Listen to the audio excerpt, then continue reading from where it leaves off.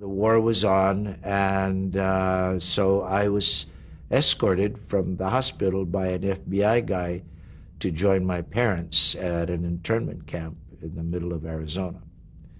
And what do kids know about wars? I was happy to be walking. They said this kid would never walk. And I felt like I was some kind of big deal because an FBI guy carrying a piece, I mean, being escorted. Hey, The first one we were in was called Gila, Gila, as in the Gila River. It was called the Gila River Internment Center. Well, Uncle Sam and we Americans, we like to use euphemistic words or invent words if we think certain other words are too harsh. So they call them relocation centers. They were America's versions of concentration camps. Anyway, I went there. I stayed about a year and a half, and we moved from Gila to Tule Lake.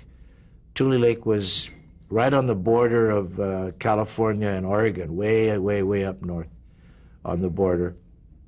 And the reason for that was my grandfather on my mother's side, he, at the time of all this separation when the war broke out, he ended up in Tule Lake with my uncle.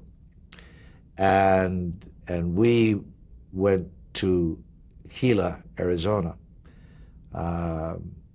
So my mother had this strong feeling that perhaps he may not live through the war, and she wanted to be with him. And so I forget how we did it, but because I was too young to understand those things, but that's how we got transferred to Tule Lake. And where did you grow up? I grew up here in Los Angeles until Pearl Harbor. And then, as I think you know, Japanese Americans on the West Coast were summarily rounded up and sent into 10 barbed wire internment camps. I was 4 at the time of Pearl Harbor, and I was too young to really understand what was going on. But I still do remember that day when armed soldiers with guns, bayonets on them, came to our home to order us out.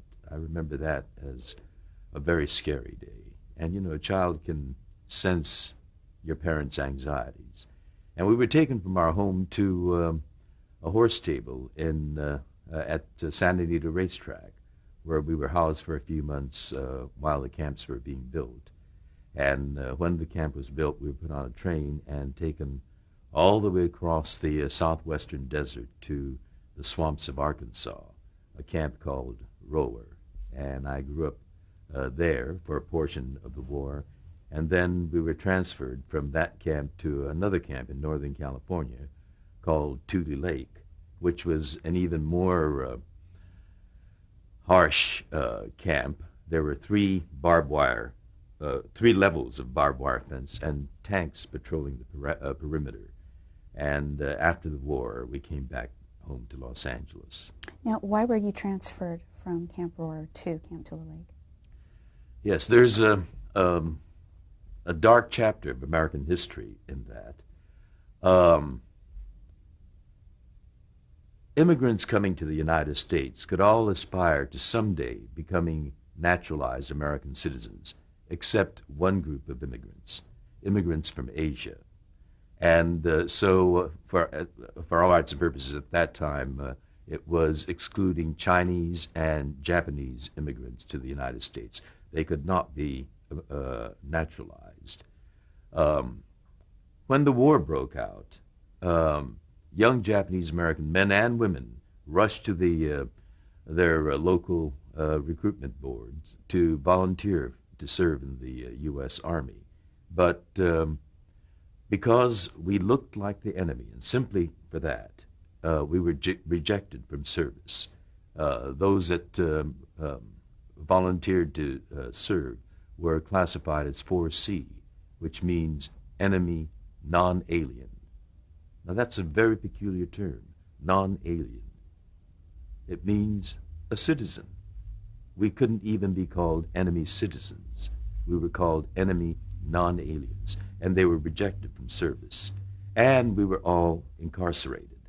But a year into internment, the government realized they had a manpower shortage, and here was all this manpower that we've incarcerated under the label of being potential spies, saboteurs, traitors. How do we tap this manpower? So they came down with what was called a loyalty questionnaire, which in its on the surface sounds outrageous. After they've taken our property, our homes, our businesses, our freedom, and incarcerated us for a year, they want to test our loyalty. It was a series of about 40 questions, and everyone in these internment camps had to respond. Everyone over 17 years of age had to respond to this, answer the questions in the loyalty questionnaire. A 17-year-old girl or a 80-year-old immigrant lady all had to respond to this questionnaire. There were two key questions that the government wanted answers to. Question 27 asked, "Will you bear arms to defend the United States of America?" Can you imagine this question being posed to an 88-year-old immigrant lady or a 17-year-old girl? Question 28, and this was only one sentence, but it had two ideas. It asked, "Will you swear your loyalty to the United States of America and forswear your loyalty to the Emperor of Japan?" Now, for a Japanese American, someone born and raised here, the word forswear your loyalty to the emperor was very offensive because it assumed that by birth you were ingrained with an inborn loyalty to the emperor. I mean, you can't forswear something that doesn't exist. So the government assumed that there was an existing loyalty just because we looked like this. And so if you answered no, meaning I don't have a loyalty to the emperor to forswear, you were also saying no to the first part. Will you swear your loyalty to the United States? If you answered yes, meaning yes, I will be loyal, you were, fessing up that you had been loyal to the emperor, and the government was justified in putting you in an internment camp. It turned all 10 camps into turmoil. My father, as I said, was born in Japan and ineligible for citizenship by government, decree.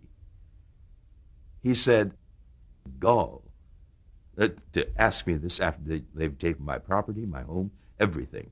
They've taken everything, but there's one thing that they can't take, and that's my dignity.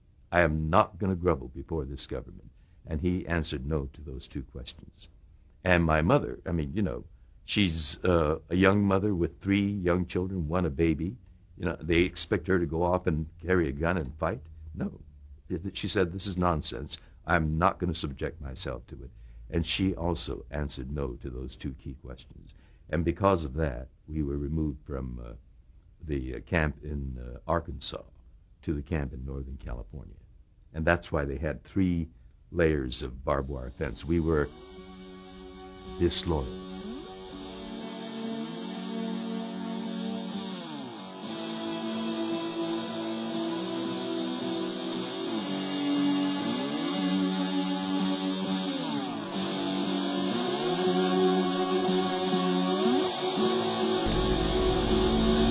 Shh! Knuckle Bump.